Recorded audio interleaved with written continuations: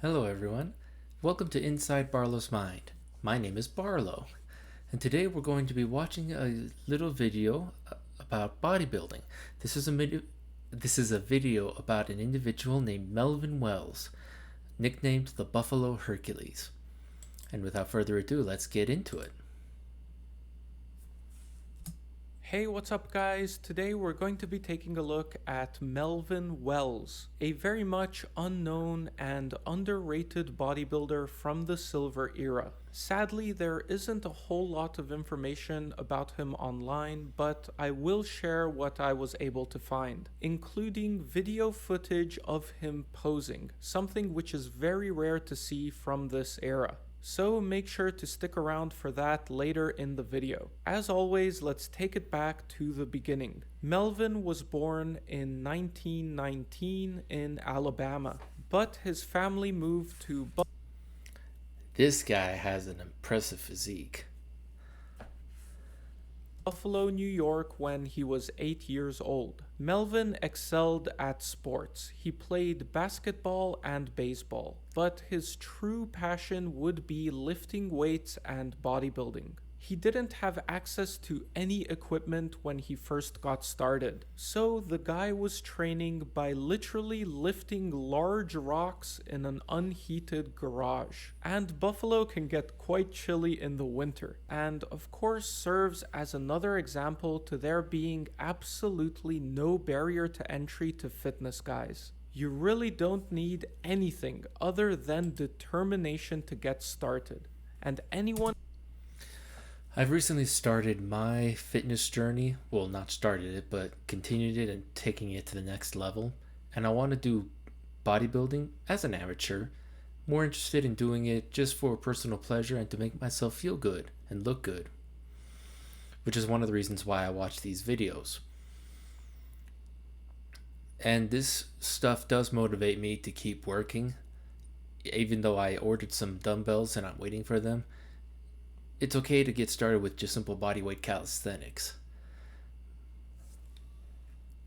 who says otherwise is just looking for excuses. Melvin spent some time in the Air Force during World War II, and when he returned to civilian life, he finally got himself a dumbbell and barbell set so he could take his training to the next level. Even though he was entirely self-trained and didn't have a coach, his physique would advance rapidly, so much so that his friends began calling him Hercules, which then turned into Buffalo Hercules. It seems like this is quite a popular nickname for muscular guys, since he is now the third Hercules to be featured on this channel, after Manahar Eich and Steve Reeves. Melvin would perform at a show held for Bob Hoffman's birthday in 1948. Bob Hoffman, in case you didn't know, was one of the most prominent figures in bodybuilding at the time. He was the owner of York Barbell and founded both Muscular Development magazine and Strength and Health magazine. He was kind of a big deal and would throw these massive birthday parties with physique and strength shows, which would end up being an excellent opportunity for our friend Melvin. I'll read you a description of his performance at the show. This was written by one of the spectators called Charles Smith.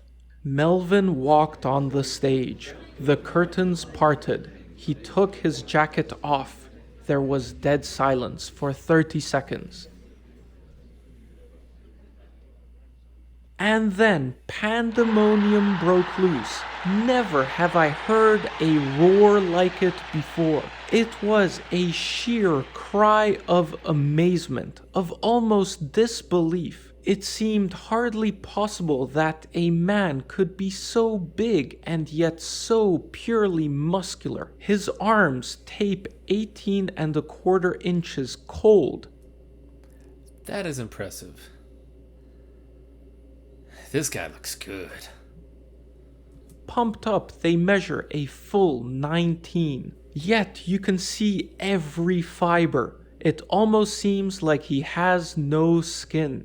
His anterior deltoids run across his upper chest and meet there. The trapezius stands up from his back a full inch. The back development defies description. At this show, Melvin would also perform 12 strict barbell curls with 145 pounds, 10 deep squats with 400 pounds, a strict military press with 281 pounds, and a one-arm military press with 150 pounds. So, as we often see with these Silver Era guys, he wasn't just big, he was also freakishly strong. Melvin was measured at 5 foot 10.5 inches or 179 centimeters tall, and weighed 205 pounds or 93 kilos. As we heard before, he had 18.25-inch arms, 14-inch forearms, a 48-inch chest, 31-inch waist, and 26-inch legs. Melvin's magnificent performance at the birthday show would thrust him on the bodybuilding scene. In January of the following year, he would be featured on the cover of Strength and Health magazine, with this awesome full body shot, as well as this perhaps even more impressive back and biceps shot in the corner of the page. He would start entering some serious bodybuilding competitions that same year. He would win Mr. New York State, which secured him a spot in that year's Mr. America competition. He would win the Most Muscular award at the Mr. America, but would finish second place overall, leaving first place to Jack Dellinger. We are actually fortunate enough to have footage of Melvin posing at this show. We get a pretty good look at his upper body as he goes through a couple poses. The highlights are definitely his wide back, bulging traps, and of course those freaky looking arms and shoulders. It's super rare to have videos of bodybuilders from this era, especially in relatively decent quality as we have here. So this is certainly quite the privilege to see. In 1950, Melvin would once again enter the Mr. America competition and once again secure the Most Muscular award, but end up second place overall, this time leaving first place to John Farbotnik. It would later come out that Melvin felt extremely bitter about this decision. While the judges and spectators were most impressed with Melvin's upper body, they found Farbotnik's physique to be more balanced, with better legs and also better posing ability. However, Melvin and others felt he didn't place higher because of the color of his skin. Look, I won't comment on this since I'm not a subject matter expert, so I'll let you make up your own mind. But I will say that it wouldn't surprise me if Melvin's placings were influenced by some element of discrimination. And many modern observers do seem to believe that he should have been the first black Mr. America. In any case, there's no doubt that Melvin had an amazing physique, and it's a shame that he's not very well known today. In my opinion, he certainly deserves a spot among the Silver Era greats, and with this video, I hope to do my part to honor his legacy. In October 1950, he would appear on the cover of Iron Man magazine, with this awesome front double bicep shot showing once again that he did indeed have some of the best arms of his era. In 1951, he would win a competition called Mr. Strength and Health, which I'm sure was organized by Strength and Health magazine, though I don't really have any information about it, other than Melvin coming in first place, Irvin Kojevsky in second, and Al Berman in third. As far as I'm aware, Melvin would retire after this point and sadly die in relative obscurity in 1994, at age 74. If you guys happen to have any more information about Melvin, please do share it in the comments. Alright, that's about it for today. I spend a lot of time on these videos trying to bring you guys fresh, old school bodybuilding content. So if you enjoy what I do here, please show your support with a like. And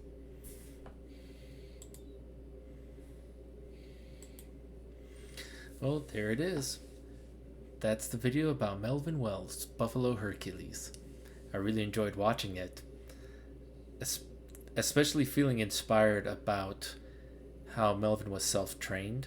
Gives hope to people like me who just want to do this for fun and who don't have access to a gym or access to proper equipment.